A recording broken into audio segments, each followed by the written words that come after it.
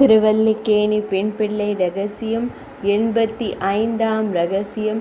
இருமடல் ஈந்தேனோ கலியனைப் போலே. சோழ தேசத்தில் திருமங்கை எனும் குறுநிலத்தில் கள்ளக்குடியில் அரசனுடைய சேனை தலைவருள் ஒருவன் குமாரனாக பிறந்த நீலன் என்பவர் வளர்ந்து தனது புஜ பல பராக்கிரமத்தினால் முதலில் சேனை தலைவனாக உயர்ந்து பின்னர் குறுநில மன்னனாகவும் ஆனார். திருமங்கை மன்னன் தனது மிடுக்கினால் பரகாலன் என்றும் கலியன் என்றும் அழைக்கப்படுபவராயினார்.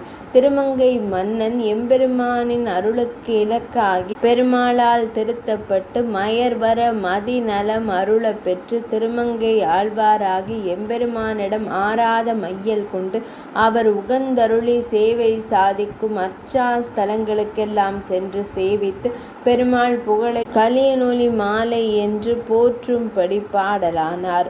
மாறன் பணித்த தமிழ் மறைக்கு ஆரங்கா கூற அவதரித்த மங்கையர்கோன் என்கிறபடியே வேதத்திற்கு இதிகாச புராணங்கள் அங்கமாக வேத பொருளை தெளிய விளங்குமா போலே மாறன் பணித்த 4 தமிழ் மறையான பிரபந்தங்களுக்கும் 6 அங்கங்களாக இவர் 6 திவ்ய பிரபந்தங்களை பாடினார்.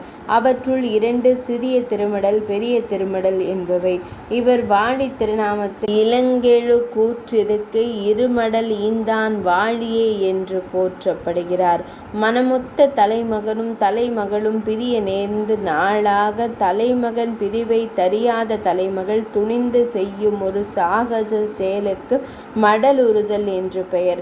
நம்மாழ்வார் தலைமகளது நிலைமையை எய்தி எம்பெருமான் தம்மிடம் வர காணாமையால் யாம் தம் மடல் ஊர்துமே என்று திருவாய்மொழியில் பாடினார். மடலூறுகையாவது நாயகனின் உருவை படத்தில் எழுதி அதையே கண்டு கொண்டு ஊன் உறக்கம் நீராடல் யாதுமின்றி உடம்பை பேணாமல் ஒரு பனை மடலை கையில் ஏந்தி அதனால் தன்னை அடித்து கொண்டே இன்ன தலைமகன் என்னை கைவிட்டான் அவன் கடியன் கொடியன் என்று துரத்தி கொண்டு திரிவது.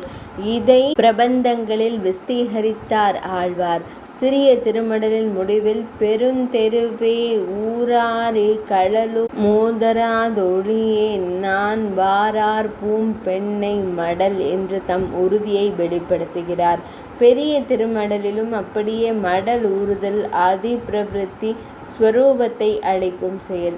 ஆயினும் எப்படியாகிலும் எம்பெருமானை அடைந்தே தீருவேன் என்ற உறுதிப்பாட்டினால் எழுதுவது. எம்பெருமானை மிரட்டி காரியம் சாதித்து கொள்ள பார்க்கிறார் என்று கொள்ள வேண்டும். இப்படி விலட்சணமான சரித்திரம் நமக்கு அமையக்கூடுமோ என்பது அம்மையாரின் கேள்வி. 85ஆம் இரகசியம் நிறைவடைந்தது.